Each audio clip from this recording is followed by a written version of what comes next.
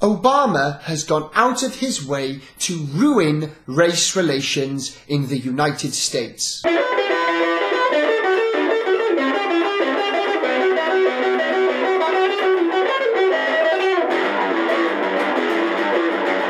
Barack Obama promised Americans that he would give them a united country when he ran for president in 2008.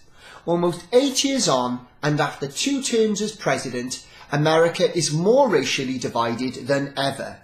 There were those that tried to warn people that Obama was a leftist radical that would foment division in America for political capital.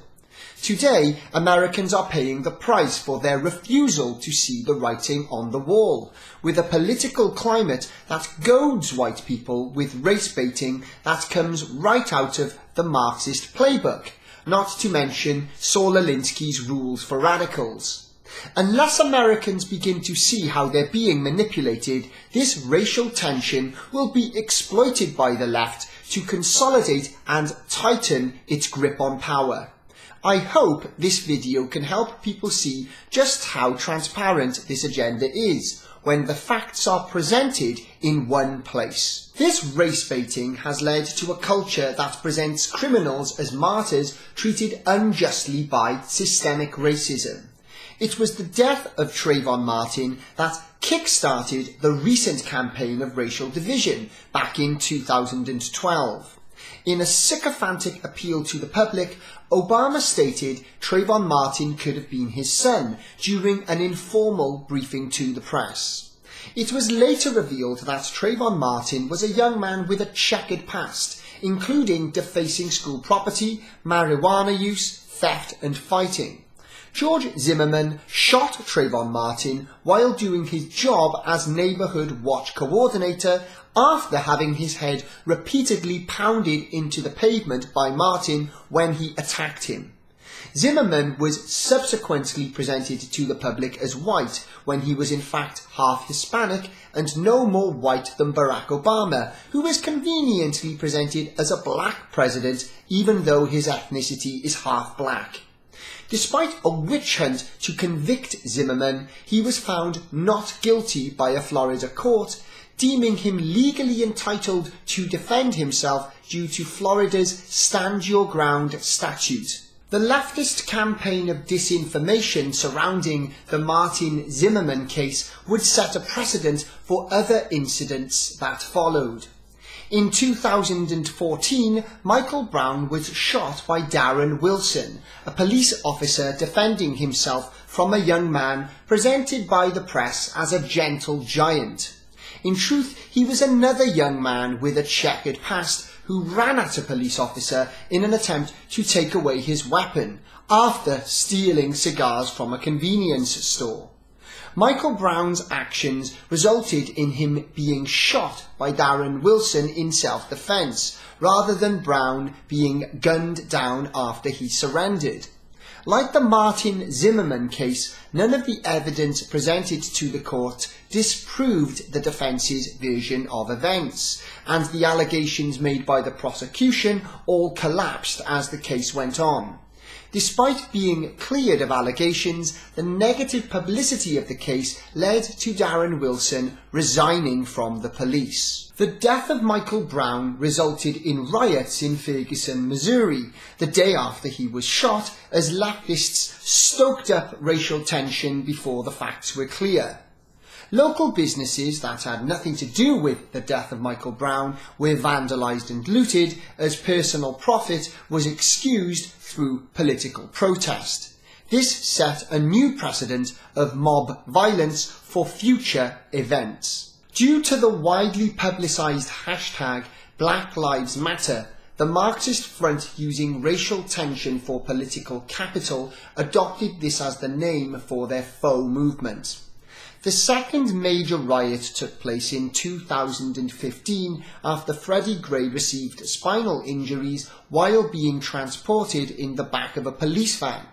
Freddie Gray was yet another person with a checkered past, blighted with criminal activity, and once again riots took place without all the facts being available to the public, the left exploiting ignorance as per usual. Equally appalling was the call for Democrat Mayor of Baltimore, Stephanie Rawlings Blake, to give protesters space, preventing police officers from opposing the damage caused by rioters. Champagne socialists and corporate giants have been quick to exploit the narrative of lies surrounding Black Lives Matter. One example is billionaire hedge funder George Soros, who gave at least $33 million to the demonstrators behind Black Lives Matter and the Ferguson riots. Starbucks baristas were also told to write racial slogans on coffee cups before this was dropped due to negative publicity. There's been the usual bout of shallow celebrities making vacuous public gestures too, including Jay-Z and Beyoncé attending a Trayvon Martin protest. After Dylan Roof shot 9 black people at a church in Charleston, South Carolina in June 2015, racial tension in America has reached new heights. The left has taken advantage of the incident to eradicate white heritage in America, partly by pushing for the Confederate flag to be banned. The Confederate flag itself has never been a symbol of racism and is often adopted by those making a rebellious statement. The flag is sometimes used by white nationalists, including Dylan Roof, but racism is not inherent to the history of the flag as the left often claims. The attempt to erase the Southern history of the US has continued to escalate, with a vote passing in Memphis City Council to dig up and move the body of a Confederate general, to exhume his wife's body, and to sell a Confederate statue in the city. The Atlanta NAACP Charter has even called for the removal of the symbols of the Confederacy from Stone Mountain Park in Georgia, a sculpture that spans 90 foot in height and 190 foot in width. There are inconvenient facts the left doesn't want people to be aware of when dealing with black crime in America. For example, black people are consistently killed by other black people, as the Federal Bureau of Statistics found in 2008, 93% of the time. Furthermore, though black people are 12 to 13% of the US population, they consistently commit around 50% of homicides. In terms of overall violent crime, black people are arrested for a disproportionate number of cases, almost 40%, according to FBI statistics from 2011 to 2013. Given the high levels of black crime, clashes with police are more likely. This doesn't mean police are never racist, but leftist accusations of systemic white racism are not supported by anything falsifiable. Obama has taken every opportunity to accuse white Americans of being racist in his time as president, absolving blacks and Latinos for their disproportionately high involvement in crime by typically blaming this on inequality. Meanwhile, Obama and the left are quick to excuse Islamic extremism while taking every opportunity to label patriots and white people as terrorists. We can see this in the aftermath of the Charleston shooting, when the left were desperate to label this as an example of white terrorism and, of course, white privilege. Conversely, in the aftermath of the Chattanooga shooting by Mohammed Abdulaziz, the left and Obama went out of their way to downplay any association with Islam in every way possible.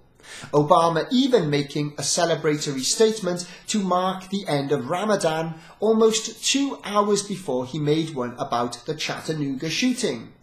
For all intents and purposes, America has been captured by a hard-left cabal working for decades to usurp and neutralise the country, achieving its greatest victory through Obama's presidency. I, for one, truly hope that Americans can undo the damage this has caused. This is Rocking Mr. E, over and out.